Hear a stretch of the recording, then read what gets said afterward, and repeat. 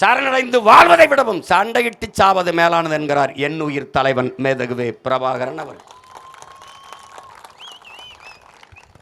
அதனால்தான் உங்கள் பிள்ளைகள் தோல்வி என்பதே எங்களுக்கு இல்லை, வெற்றி ஒன்றே எங்கள் எல்லை என்று தொடர்ந்து களத்திலே நிற்கிறதுக்கு காரணம் அதுதான்.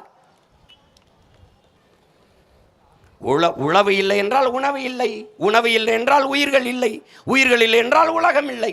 அதனால் தான் உழவை மீட்போம் உலகை காப்போம் என்ற முழக்கத்தை முன்வைத்து தேர்தல் களத்திலே நிற்கிறோம். சுழன்றும் ஏற்பின்னது உலகம், அதனால் உழந்தும் உழவே தலை என்கிறது நம்முடைய வேதம், நம்முடைய மறை, வள்ளுவ பெருமகனார் தந்தெளிய மறை. உழுதுண்டு வாழ்வாரை வாழ்வார், மற்றெல்லாம் தொழுதுண்டு பின் செல்பவர் என்கிறார்.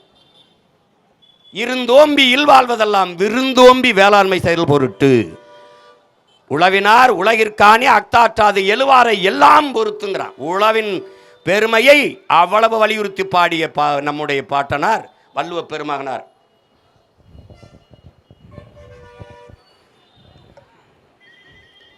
எனவே அறிவு சமூகம் இதை புரிந்து கொள்ள வேண்டும். உழவினார் கைமடங்கின் இல்லை விளைவதும் விட்டேம் என்பார்க்கும் நிலை என்கிறார். பற்றற்று போன ஞானி கூட துறவி கூட வாழ முடியாதரா உழவன் கைமடங்கி படுத்து விட்டால் என்கிறார்.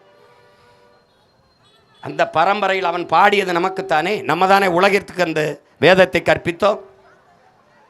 நீங்கள் உழவை போற்றவில்லை என்றால் எவன் வேணாலும் தோற்கலாம் இந்த நாட்டிலே. ஒரு வேளாண் குடிமகன் விவசாயி தோற்றான் என்று வரக்கூடாது.